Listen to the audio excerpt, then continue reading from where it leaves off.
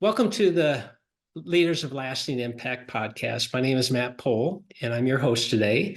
And we have the pleasure of having Beck Sydow, founder of Humankind Business Leaders, as the cap shows. So, Beck, thanks for joining us. Oh, thanks, Matt, for having me. I'm looking forward to our conversation. Yeah, well, Beck and I have known each other for a little bit here, and she's had executive positions. I'm sure she'll share some of this. uh, as an executive, but now doing really consulting for small and mid-sized businesses. So they have a passion for that space that is a common passion with the ReWild group, and so that's why we've invited Beck to join us today. Beck, I'd like you to start off with maybe some background, your professional background that kind of helps the people know your journey. Yeah.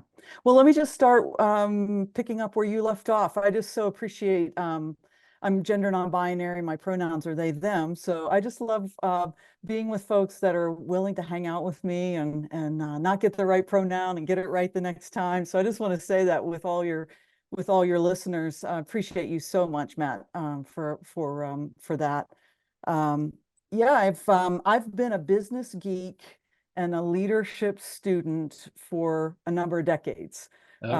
I'm a little older now, so I don't say how many, but I probably give a head nod to about 4 decades, right?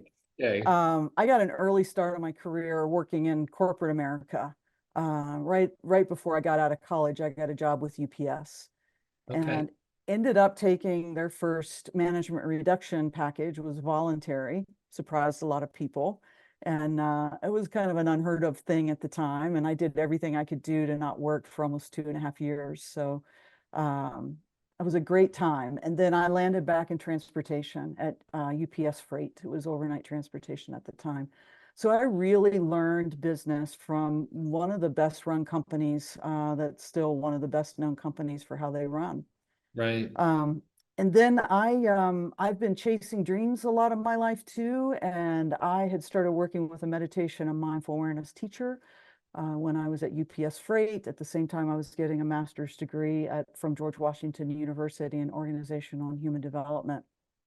Long story short is working with a meditation teacher, I made the decision to chase this dream and move to Boulder, Colorado, leave my corporate job, and do a 3-year program to get a master's degree in contemplative psychotherapy here in Boulder, Colorado at Naropa University. Um, Where were you at when you were with UPS then? Before? yeah, Richmond, Virginia. Started in Okay. Lynchburg, Virginia. I went to school there, moved to Richmond, job relocation with UPS, and was in Richmond for 13 years. So I move out here. I'm like, with this great corporate background, I'm going to be a therapist. And I did. I got through school and set up private practice, worked in public and mental health for a while here locally in Boulder. And Okay. then one day I came home and told my wife, I've screwed my whole life up. I do not want to be a therapist. Oh And no. so she's Uh, pretty amazing. And she said, well, does that mean you need to go back to the business world? And I was like, yes. So bear in mind, it's 2007, and I start looking for work. And right as the market crashed in 2008, I got a job, and I had that job for 6 months. So okay. went through a layoff. Uh, I did a project and helped them save a barrel of money. My background is in contact center management, and so that was what I was doing for them. Got laid off, started looking again, landed a job in my first entrepreneurial startup, and the company made it to $10 million. It was a uniform and apparel company, and we ran out of cash. So I know that side of business too, just a heartbreaking experience. And I'll just say, we'll talk about organizational rewilding a good bit. If we'd known about organizational rewilding, that company would still be in business, is one of the things I think about a lot. So Wow. I got the opportunity to be one of the last 2 people to stay and close the business. That was quite an experience. And then I landed in a technology company that's mostly focused in public safety, 911, data and telecommunications. So I worked in a technology company for 5 years. So it's Okay. a big part of my background too. Now with technology being at the heart and center of everything, I learned agile methods there. I Okay. used a unique way to use agile methods with operations teams, which is a big part of my background, which was really unheard of at that time. Right. Um, and then I got laid off. So 5 years almost to the day, and I got laid off. And that company's been bought and sold I've lost track a number of times. So that was in one of those Like, M&A. yeah. Yeah, Yeah. started looking for work again, thought about going out on my own, and I landed a job at Sticker Giant. So I got bit by the bug, the small medium business, the SMB side of things, and really had a great opportunity there to help run the company as the COO, and then eventually came the CEO.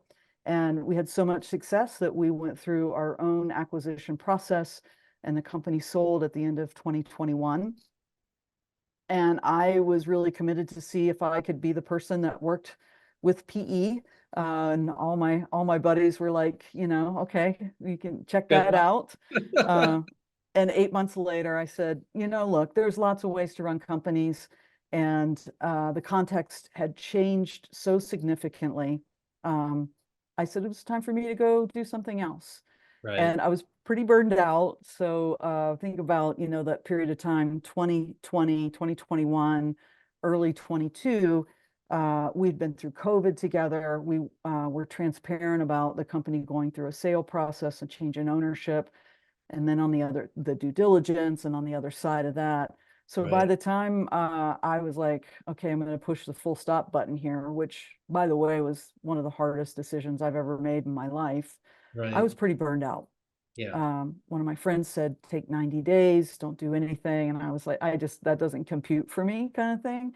But I took those 90 days, and then I Yeah. just kind of kept going. Yeah. And where I've landed now is about this time last year, I was like, okay, what do I want to do? I was pretty sure I wanted to do something on my own. I had some conversations about being a CEO again. Had some imposter syndrome show up, and was like, well, you're not really legit CEO because you've only done that once. And I was like, well, wait a minute, let's get real. And I decided not to go again for another CEO role, and set up Humankind Business Leaders. So Okay. its founder story is, I woke up one morning, and this Humankind Business Leaders was in my head, and Yeah. we're talking about it now. Yeah. You had a dream that you would be wearing a black hat with a name on it, and reality showed up.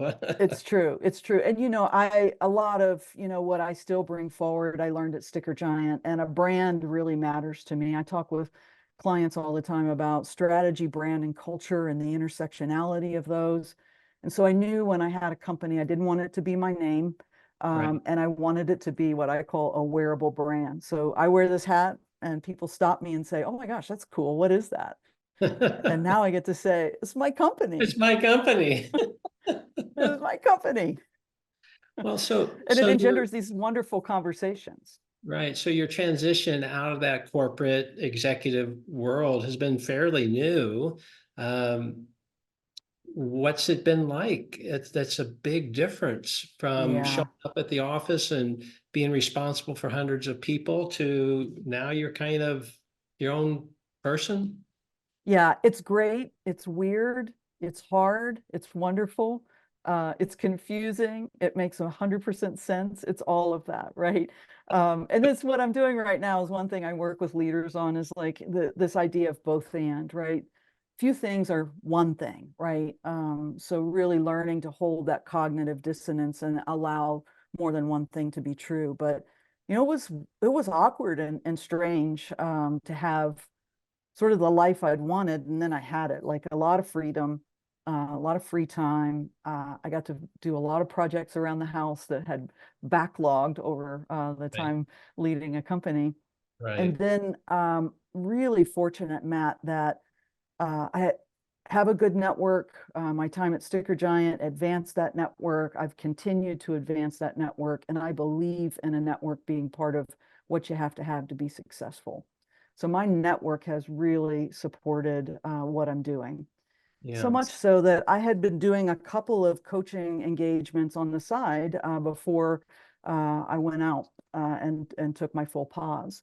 And a couple of those translated into bigger coaching and business advising opportunities. One company I'm still working with, which is just really, I'm just so grateful. It's been a really great ride. They've been through a lot. I've been really honored to help them navigate through a bunch of that. And now I'm actually actively taking on individual clients and some organizational clients too. So I work with individual senior leaders one-on-one, and then I also work with leadership teams as a collective, whether I'm meeting a couple times a month with the whole group or I'm meeting individually with the whole team. And then the other thing I do is more embedded, where I'm doing also strategic planning alongside of all the coaching with the team. Big gap I saw in the market and what's happening in business advising and leadership coaching is you have all these, typically the bigger you get, you have all these different folks that are helping support your business. And I really enjoy being kind of that one-stop shop based on my background. And it helps me really get embedded and see the patterns and then start teaching and helping the leaders of that company to recognize the patterns and then choose what they want to do. Okay. Well, you do bring this personal experience at the executive level all the way through the sale of, an organization, which few CEOs get to Yeah. experience that. You've relied on different principles, thought leaders, platforms, methodologies over the year. You've added organizational rewilding to your toolbox. Share with us why did you add that? Yeah, oh, such a good question. Well, and part of this story, I had reached out when I was still at Sticker Giant, and it was right as we were starting the sale process, right? You go through the whole with investment bankers and building the book and all the things. And Right. I don't even know how I do a lot of research, I do a lot of reading, and I found organizational rewilding.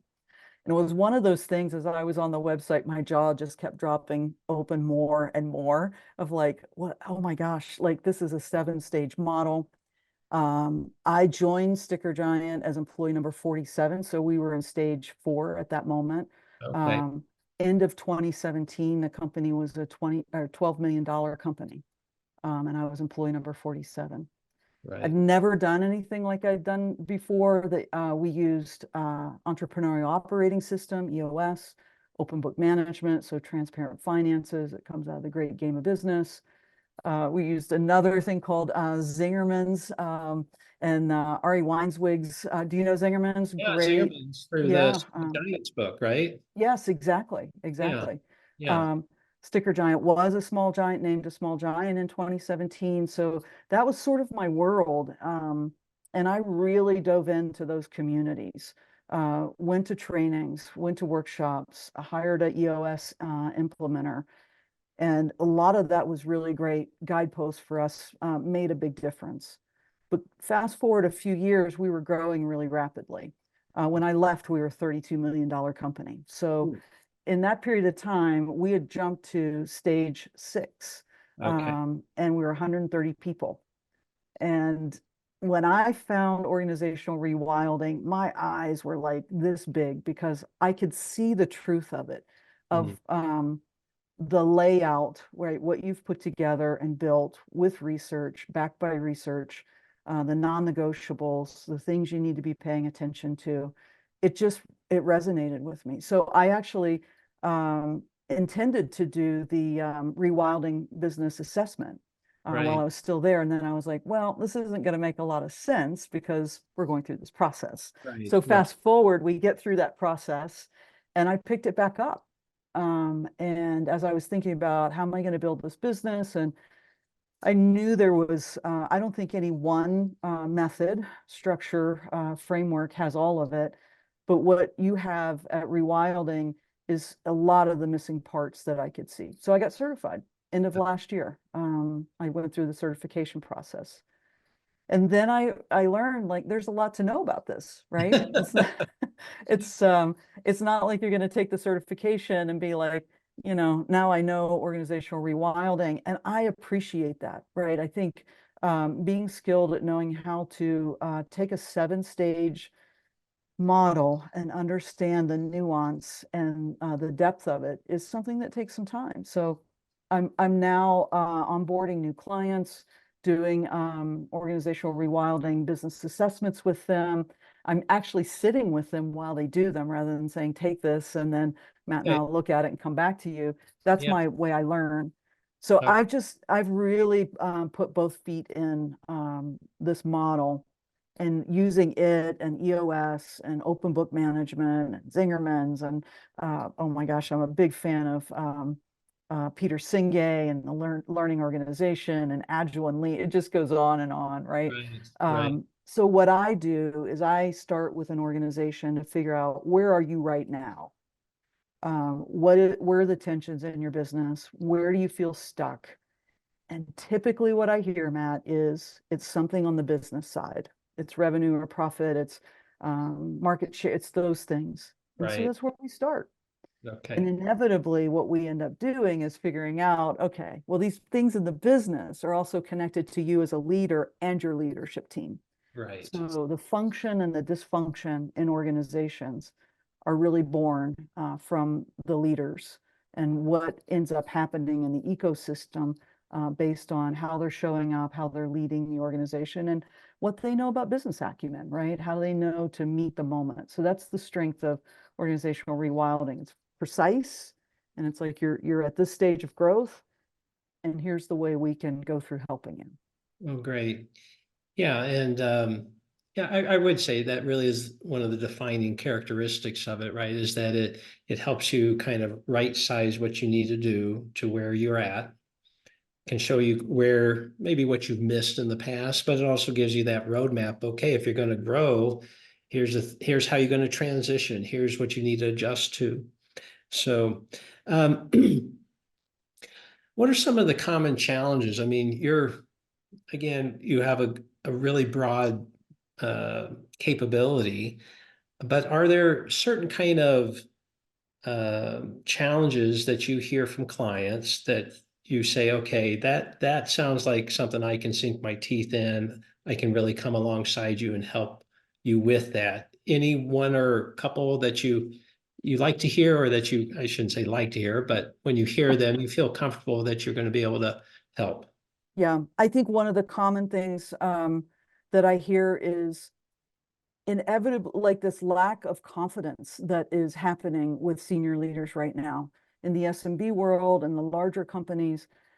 I hear leaders talking about, whether they're able to name it specifically, is there's a loss of confidence. And I think that's coming from the collision of how do you run a business and develop your leadership capabilities at the same time, right? So I think of the business as the transactional, the management part, right? The scaffolding, the structure.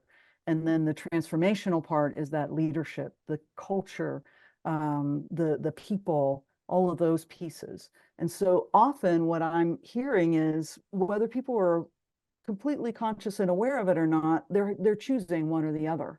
Okay. And you know the one they're going to choose, because we have to have profitable businesses to do all the things we need to do to keep the business running.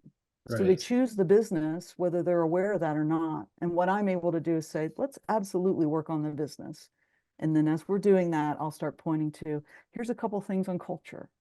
Here's something to think about on the leadership team. And then what we do is we start doing this piece, right? Is your business and your leadership, they're inextricably linked, right? How could they not be? Right. What we also see too is either because of fast growth or limited capital and funding, I think what organizational rewilding does a great job of is really point to something that's not talked about enough, and that's organizational debt. You know, we know technical debt, we know financial debt, but I think this model really helps people see, if you've moved through some stages and you haven't done that in a clean way, with all the Right. non-negotiables, meeting all of the things that needed to be done, you amass this big hunk of stuff you got to work on because Right. you It's missed the burden. stage. Yeah. Exactly. Yeah. And then just sort of pulling and picking that apart. And you're right, like being able to just sort of look on the horizon and know how important it is to do the things you need to do at the stage of growth you're at so that it won't be as painful. We hear people talking about, fast growth and toxic environments and workplace trauma. These are all part of the psychology of what's shifting at work. And a lot of that has to do, I don't think because people are bad leaders necessarily. They just don't know. That's right. Yeah. And so I think the education part of organizational rewilding is just phenomenal. I'll give you a case in point. Just recently, did a RBA for a organizational rewilding business assessment with a client. And I had already recommended that they read business model, right? Because a lot of marketing things, right? They're in stage 2. They've got to be focused on profit, which they know, and they're not there yet. They've got to drive top line. They've got to get, some expenses under control. And so there's 3 co-founders. So dynamic engagement, right? That's interesting. I got the engagement because I asked them to read the stage 2 book and said, if this resonates, let's talk about it. And then they were like, yeah, that resonates. Okay. So then even before we got the assessment done, I could see already we needed to read the business model, the marketing, the customer segmentation, right? The revenue groups. Revenue groups, right. And they read that book, and the first meeting after, one of them kind of conked themselves on the head and said, oh my goodness, this is just so simple. And it's like an MBA. I feel like I'm back to MBA school, but this is like the simplest ever. And I do see a lot of clients do that. Like they just kind of conk themselves on the head and be like, I know this stuff. Right. So here's the value. Here's the value of what you've put together brings. It's shared language, right? Without shared language, we're all running different directions. Other models have the same, but the shared language that you've developed here is educational. It's building business acumen, right? And I tell people, I'm trying to work myself out of a job. It's probably not going to happen tomorrow or maybe next month. But ultimately, I want people to have the business understanding and to be able to go back again and again to these books and remember, right? Right. Remember. Yeah, no, that's good. Yeah, we spend a lot of energy just trying to take the core principle and making sure we capture that with language that, like you said, just makes sense, because this isn't rocket science. But when you see it and it's explained and you hear that language of revenue groups for the first time, core, adjacent, and edge, it's like you don't unring that bell. It's something that just stays there, and it gives you that common phraseology so that you can talk about these deep strategic things in a common platform. It's just a little bit of structure creates such clarity. Beck, this has been great conversation. If you were maybe sitting across the table with somebody up in Boulder having some coffee on a beautiful sunny day like it is here in Colorado, and we're not rubbing it in with everybody else that lives in, but maybe we are. What might be just a word of wisdom, or just maybe kind of a truism to plant into the mind of that business leader? Yeah. Well, it's really at the heart of how I've structured Humankind Business Leaders. Our ethos is people-hearted and business-minded. So the way I think about everything is with an and. So the ampersand is in our logo. We're got a website coming out in March, but there's this 2 sides of the coin. So I'll give you an example. E-commerce, right? Company I was at last. I learned a lot about capacity and demand. And I learned a lot of things the hard way with my team, because we were not only e-commerce, we were a custom manufacturer that would send you your product on quick turn. Now, I don't know any business model that would clump those up and figure out how to make them successful, but we did. Wow. And the relationship between capacity and demand for any business, of course, we were kind of drinking it on steroids, of course, is an extremely important way, once you understand the business model, is do you have capacity for more? Okay. And can you bring that more on, right? But here's the thing. leadership teams don't think about that for themselves, for them as a leader or on their leadership team. I Okay. think when I talk about it in the business, it just ringing bells. Yeah, that But operation. when I say, and what about you? What's your capacity and demand look like right now? Mhm. And because most leaders right now are drinking from, the proverbial fire hose, they've got them lined up, and Right. they're not really thinking about the good smarts they have in their business and turning it back to say, and how's that relevant here with me and my leadership team? Because Mhm. we've gotten involved in this hustle culture, right? And more. And I know it's true. Like I'm a solopreneur right now, and I've got this fast growth CEO that I used to be in the back of my head saying, let's go, like more. And I'm like, wait a minute. Yes, we have that experience. And what I'm doing right now looks more like slow growth, building in public, having humility to put things out there and see if they'll work or not. Mhm. Because my capacity is not as big as really the demand of building this business. So I've got to figure out how to get that equation just right. So there's just one example around how the business and how leadership and the people side, the culture side, a lot of those things are directly connected. Okay. Well, yeah, good wisdom that you shared there. Um, if our audience, again, primarily business owners, business leaders, are listening in on our conversation, they say, "Hey, Beck said something that really resonated with me. I'd like to get in touch with you." What's the best way? It sounds like your website's coming out soon, so why don't we go ahead and give a plug for that, so when it's there, people can get that. You bet. Humankindbusinessleaders.com is the website. And I'm pretty active on LinkedIn. So uh, connect with me on LinkedIn, follow my posts. And I'm talking on LinkedIn, doing posts just like I'm talking now. It's very real and human. It's right where folks live as leaders and that care about growing and taking good care of their business and the people in their business. Okay, outstanding. That really resonates with what the ReWild group is about, and that's why we're so glad that you're part of our network. Thanks again, Beck, for being our guest today, and to our audience for listening in. We're glad that you've joined us for another episode. Reach out to Beck if they've said something that really resonates with you. Beck brings an amazing amount of and breadth of talent to the table, and you can hear it in our conversation today. So be sure to reach out to Beck. And again, there's the website, and LinkedIn is something she's very active on. So appreciate you joining us today. Tune in for our next episode. We appreciate your time and hope you have a great day. Bye now. Thank you, Matt.